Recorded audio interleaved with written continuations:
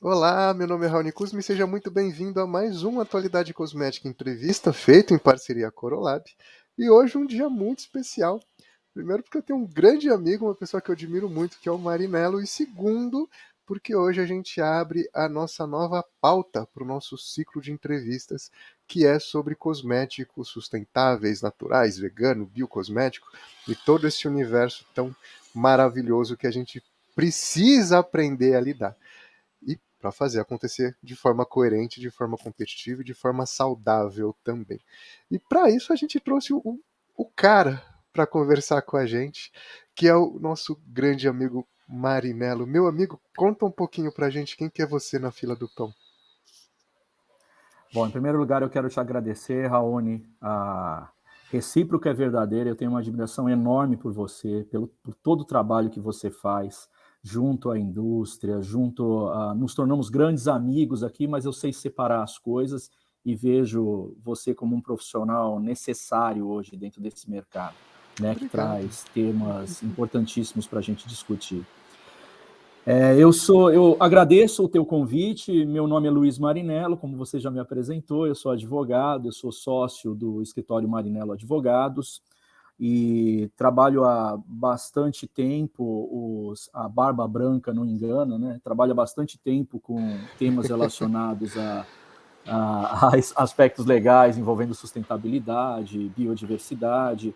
Mas dentro do escritório a gente tem unidades de negócio, né? Então a gente trabalha com propriedade intelectual, que é uma unidade de negócio específica, e uma unidade de negócio que a gente chama de biotecnologia, que tem todos esses temas relacionados. Muito obrigado. Prazer estar aqui com você. Ah, o prazer é nosso, meu amigo.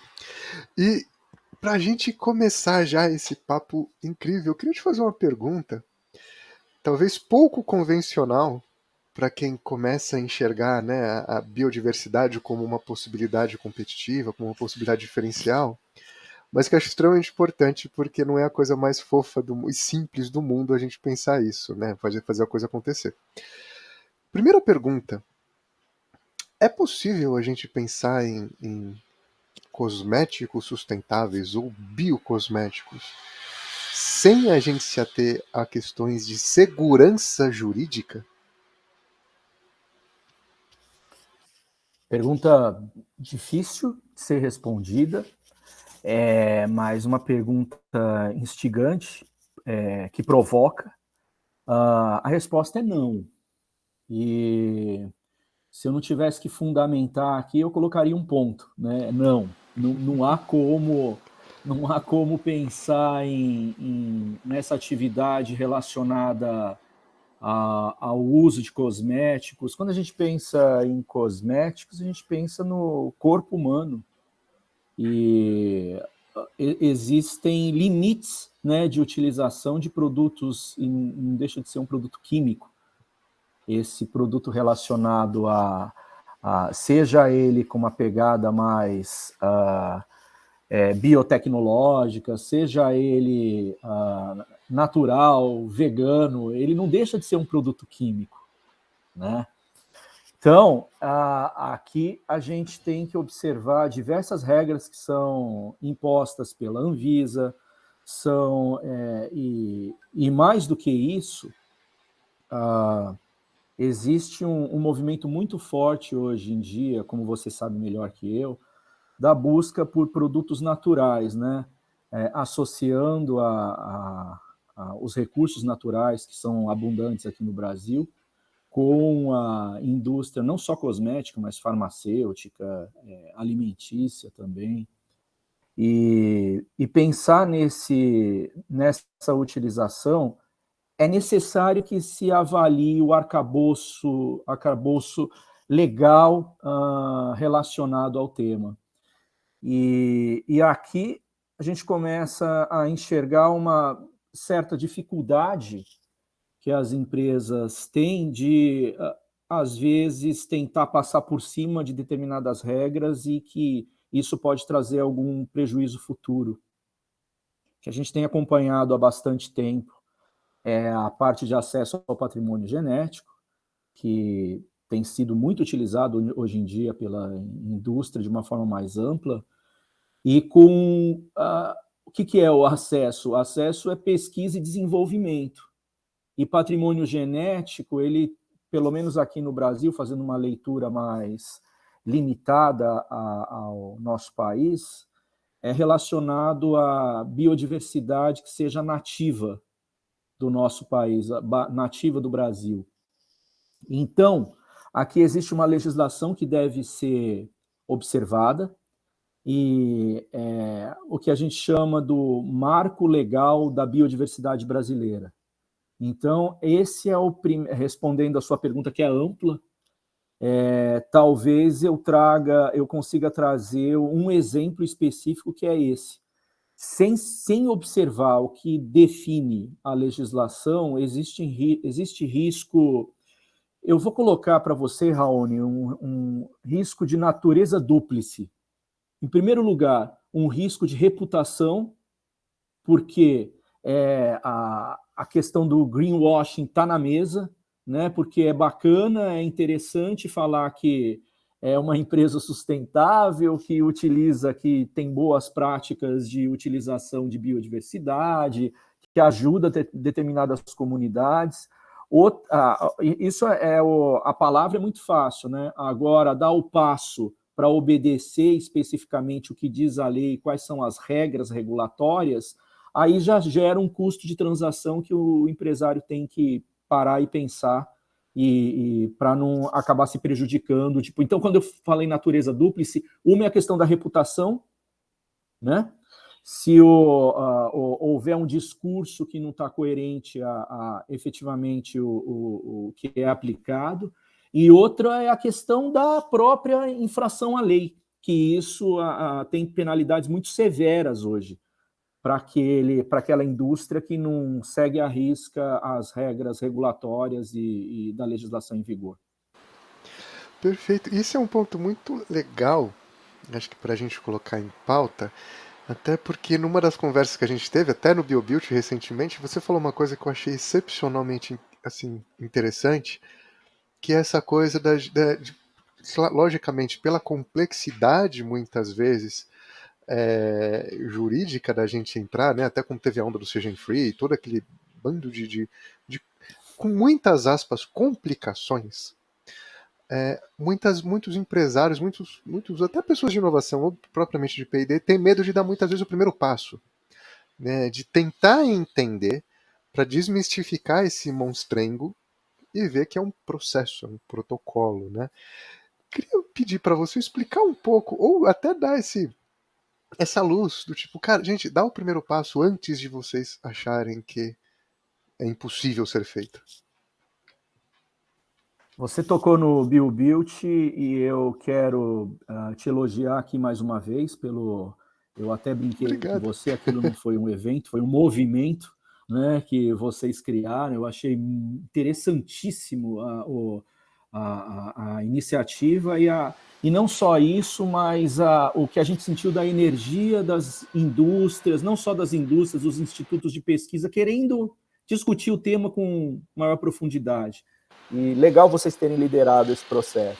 Agradeço. O que a gente conversou lá e o que eu posso trazer aqui para você, Raoni, é o seguinte: o que a gente observa é que existem alguns perfis de empresários relacionados ao uso ou não da biodiversidade e o uso dessa pegada mais sustentável.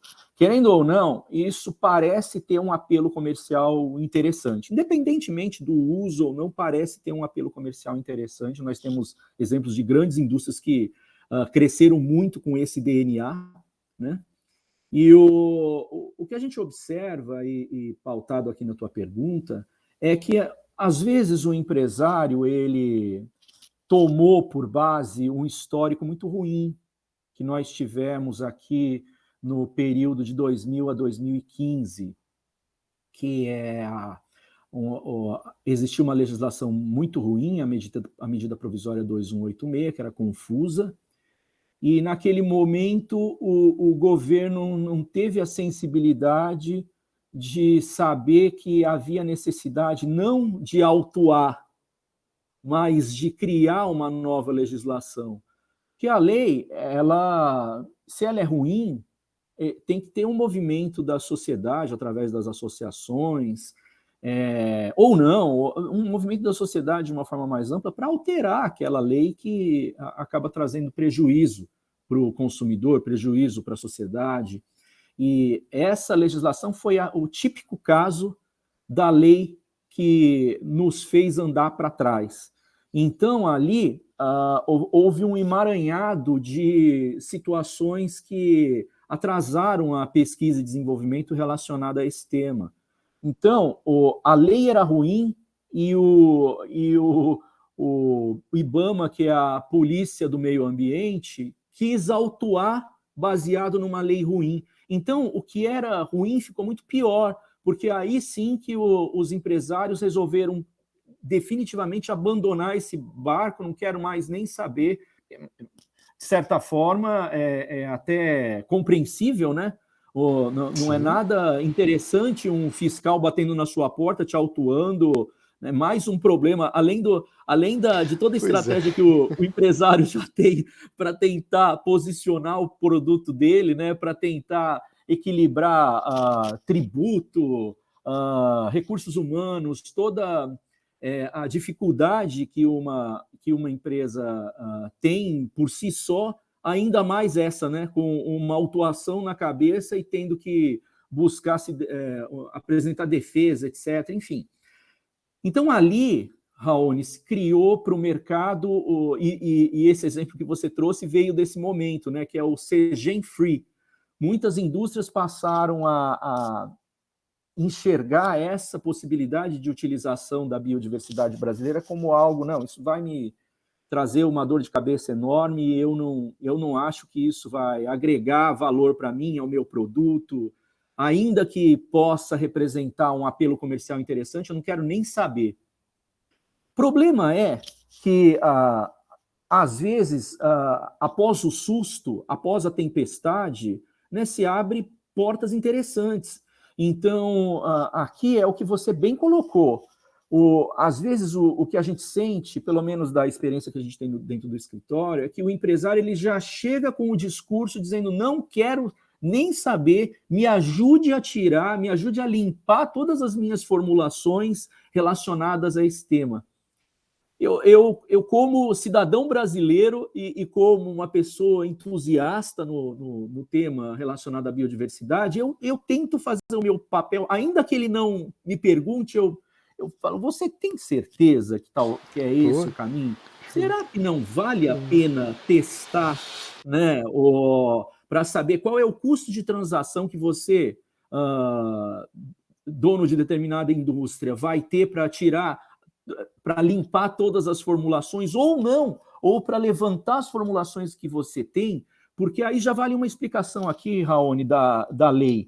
Como que é um procedimento para a utilização correta da biodiversidade para aquele empresário que pensa de forma distinta, o contrário? Não, eu acho que tem um apelo comercial interessante, vou fazer uso, me explique como isso funciona. Existem dois grandes caminhos. Um é fazer um cadastro eletrônico da utilização das formulações junto ao CGEM, através de um sistema eletrônico chamado CISGEM, que foi criado pelo próprio CGEM. E outra, que aí tem uma obrigação que é específica para aquele que é o fabricante de produtos acabados, que é a repartição de benefícios. Essa repartição de benefícios, regra geral, porque tem algumas situações que são diferentes, mas regra geral tem que ser levado em consideração 1% sobre a receita líquida daquele produto que faz uso daquela determinada matéria-prima. Então, essa é a regra geral. O bicho-papão que aconteceu lá atrás, durante aquele período, acabou. Então, às vezes, vale a pena, sim, o empresário parar e pensar: poxa, posso testar, posso dar esse passo, já que ele vai ter o custo de transação de fazer a avaliação do seu portfólio, né, de pesquisa, de desenvolvimento, de formulações, vale a pena parar e pensar: peraí, e se eu for utilizar, qual é o caminho e que custo isso representa para mim? E isso é um ponto que eu acho incrível, que você trouxe de um jeito extremamente didático, e obrigado por isso. Porque é muito interessante que às vezes o barato sai caro e a gente, por ser imediatista, tem uma mania de achar que é só cortando que a coisa se resolve, né? Estrategicamente, isso é uma gambiarra que a gente terrível muitas vezes, né? E, Marinelo, uma coisa que eu acho bacana, eu queria até É. pedir essa gentileza para você tocar também, que é a relação da patente, né? Porque muitas vezes a gente vai pensar ali num ambiente bio, mas, cara, às vezes dá tanto trabalho fazer a pesquisa que vale muito a pena a gente também criar essa segurança de inovação dentro de um médio e longo prazo. Que, queria que você pudesse também desmistificar um pouco, assim como você desmistificou, e por isso que eu estou fazendo essa pergunta, porque patente, propriedade intelectual são coisas que, para quem não vive isso no dia a dia, é muito complexo, mas o que seria transformar um ativo numa patente e qual valor isso gera para a inovação e principalmente para claim, que para garantir esse claim que você pode usar de repente com um ativo fantástico que você acha, vamos chutar até o açaí, né? A gente se conheceu lá em Belém. É, como é que você explicaria para um leigo a importância da gente pensar patente e o valor que a propriedade intelectual tem, principalmente quando a gente pensa em pesquisa e desenvolvimento de bioativos? Obrigado pela pergunta. Tem muita coisa para falar sobre isso. E você trouxe de uma maneira muito inteligente o seu questionamento, colocando, olha, vamos desmistificar certos conceitos que às vezes assustam, justamente pelo fato que a gente não tem, às vezes, a chance de discutir com um pouco mais de tranquilidade Perfeito. e tentando passar uma maneira de ver a coisa que não é criar, existe aquele lema, né? Criar dificuldade para vender facilidade. Acho que a gente tem que superar, está na hora de superar esse tipo Pelo amor de Deus. esse tipo de discurso que eu acho que não funciona mais. Você sabe que o maior especialista em patentes aqui no Brasil, que infelizmente não está mais aqui conosco, o nome dele era Lucas Gaiarsa. E foi um grande amigo. Eu tive muita sorte de trabalhar ao lado dele, desenvolvendo patentes mais complexas. A gente buscava, quando o nosso escritório, a gente reconhecia, opa, peraí, temos um determinado limite aqui na complexidade desse tema, vamos chamar o Lucas, né? Então, Lucas, ele sempre nas apresentações que ele fazia, Raoni, ele começava, falava sobre patentes, ele colocava um monstro. O primeiro slide era um grande monstro, porque é mais ou menos como a patente é vista no mercado. Às Muito vezes incrível. a indústria, e eu acho que faz todo sentido, muito coerente da tua parte, continuar a nossa discussão aqui, também falando sobre a necessidade do industrial, do empresário, dar um passo para tentar entender melhor antes de abandonar essa possibilidade, que, tal qual discutimos agora há pouco, relacionado ao uso da biodiversidade. A patente, ela é um instrumento, ela é uma contrapartida que o governo concede àquele inventor. A gente também pode chamar de privilégio temporário. Existe o INPI, que é o órgão que faz a gestão de marcas, patentes, transferências de tecnologia, direitos de propriedade industrial aqui no Brasil. Então, para um exemplo prático, um determinado empresário ou um determinado inventor desenvolve uma tecnologia que ele acha que é nova, e ele, para que ele tenha a exclusividade de exploração dessa nova tecnologia, ele bate nas portas desse órgão que é o INPI e entra com um pedido, que é o que a gente chama de pedido de patente. O INPI ele vai apreciar esse pedido. Tem demorado um tempo, melhorou muito nos últimos anos, mas ainda demora bastante para que haja concessão dessa patente. Mas aqui vale uma explicação, Raoni. No momento em que o titular, o depositante dessa patente, que está pleiteando esse direito junto ao INPI, No momento que ele faz o depósito, ali já nasce um direito para ele, no depósito. O direito vai se tornar mais robusto depois que a patente for concedida, claro, Perfeito, lá na frente. Mas com o depósito, ele já pode notificar os concorrentes que eventualmente estão fazendo uso indevido daquela tecnologia. Então, aqui, para desmistificar, já é interessante pensar em proteger essa tecnologia, porque existem duas maneiras de proteção da tecnologia, Raoni. Ou através do depósito da patente, ou através do segredo de indústria.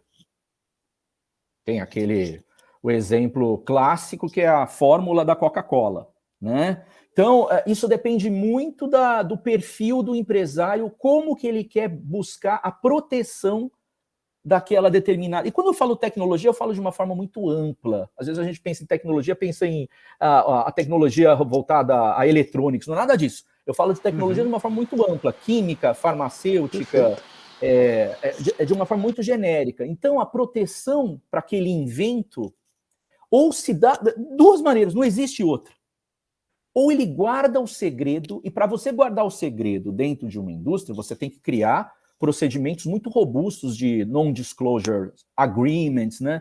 de criar uma espécie de muros para que, eventualmente, tanto aqueles empregados que estão com você ou, eventualmente, aqueles visitantes não tenham acesso à fórmula do bolo, né?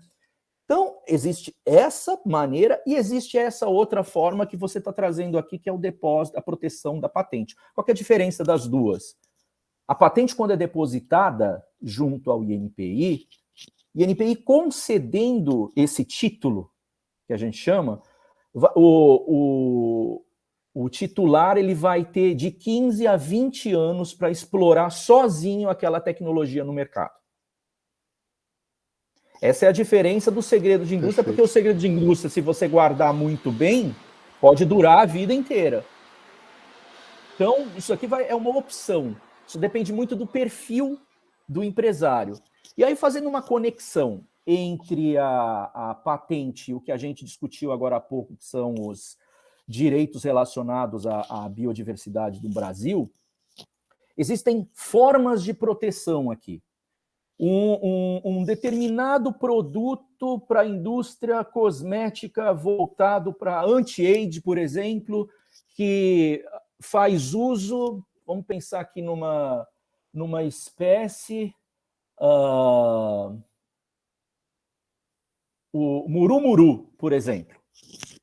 Ótimo. Determinada pesquisa entendeu interna ou através de uma universidade, que pode ter aí também uma parceria ou um centro de pesquisa, enfim, existem inúmeras formas desse empresário que tem interesse em fazer um link entre uma coisa e outra, entre aspectos da biodiversidade e proteção por direitos de propriedade intelectual. Então, nasce um processo aí de pesquisa, e nessa pesquisa aí é interessante se aproximar de o que a gente chama de um patenteiro para entender o que deve ser pleiteado naquele... O que é uma patente? É um desenho, né?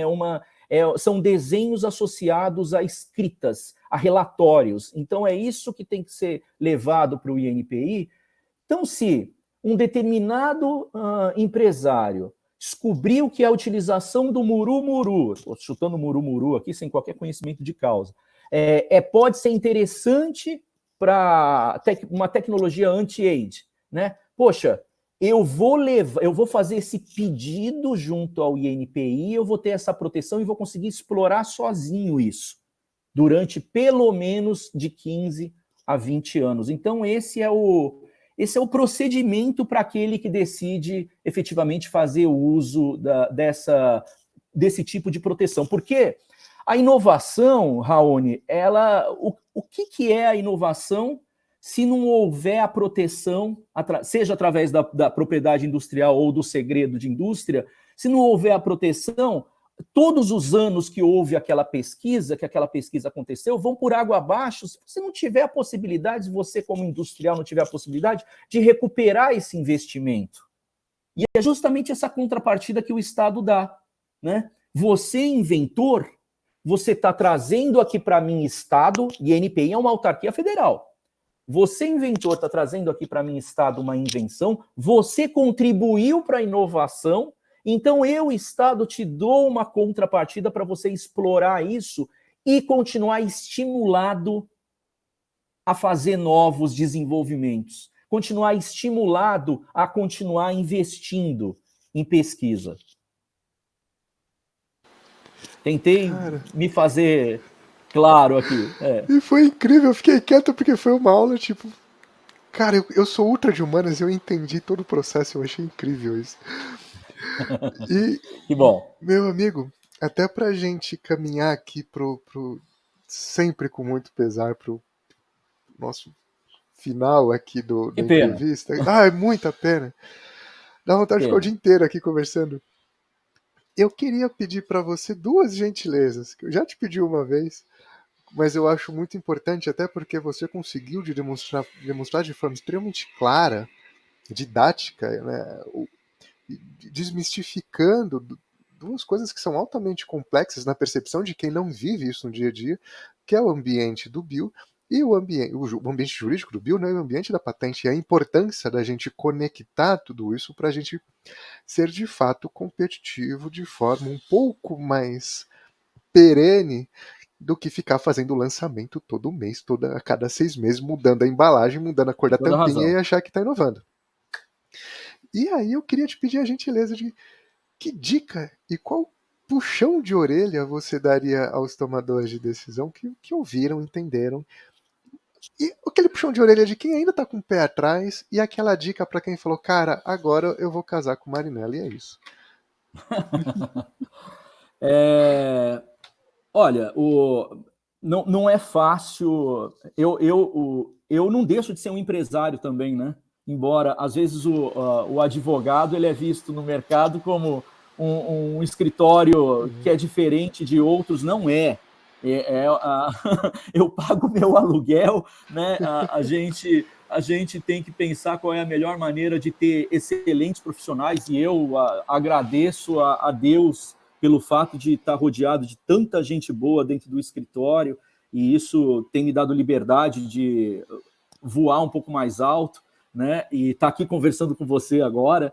E eu sei do quanto é difícil para o empresário, às vezes, parar e pensar puxa, será que posso ousar e eventualmente tentar desenvolver a minha própria tecnologia ao invés de comprar pronta? Olha, Raoni, mais uma vez aqui, não sei se é um puxão de orelha, mas mais uma vez, o conhecimento mínimo sobre determinados aspectos da pesquisa, às vezes pode fazer com que o empresário mude de ideia em relação a comprar o que está pronto ou desenvolver algo que seja inovador. E eu não digo aqui só de desmistificando a possibilidade de utilizar a biodiversidade ou de proteger as suas invenções através de uma patente, mas eu falo também de ter conhecimento dos recursos que eventualmente estão espalhados por aí através de fundações de apoio, de fundações de amparo à pesquisa, sabe? FINEP, FAPESP para a gente aqui em São Paulo. Existem empresas venture capital que queiram investir em pesquisa. Então, existem muitos caminhos que, às vezes, o investidor ele acha muito mais interessante comprar uma pesquisa comprar uma empresa que esteja recheada de pesquisas mais avançadas, que seja ousada. Ao invés, ele fica muito mais de olho numa empresa assim do que se comparado a uma empresa que apenas trabalha com commodity, né? Eu não falo commodity aqui como todo mundo enxerga, que é exportação de produtos agrícolas, não é nada disso. Commodity é comum, de igual, né? Tentar sair do igual, e eu acho que isso agrega valor à marca. Você melhor do que eu, você é um expert nisso, né? Sabe muito bem o que hoje em dia o que o empresário pode fazer para agregar valor à marca dele de uma forma sempre verdadeira, né? Então, talvez eu deixo essa dica, né, de não desista, né? Vai um pouco mais além que o benefício pode ser interessante. Perfeito, perfeito. Meu amigo, eu queria te agradecer imensamente. Foi incrível. Foi tipo foi fantástico. Queria agradecer muito, Marinelo, viu? Sempre pelo apoio, sempre pela disposição, sempre pela prontidão da gente poder conversar e mandar essa mensagem de é difícil, mas é a regra do jogo. O jogo não é a coisa mais fácil do mundo, mas não é fácil para todo mundo, para ninguém. Se a gente quiser ser diferencial, ser diferente, se a gente quiser ser relevante, a gente que lute e saber o como. Tem que Né? ousar um pouco Sempre. mais. Tá bom. Eu que te agradeço, Raoni. Conta sempre comigo. É sempre um prazer estar aqui contigo, seja através desse momento que a gente está aqui ou outros eventos. Conta comigo sempre. Você é um grande parceiro. Muito obrigado, meu amigo. Obrigado mesmo. Obrigado a você que ficou aqui até o final dessa entrevista e muito em breve mais uma entrevista incrível. Até já.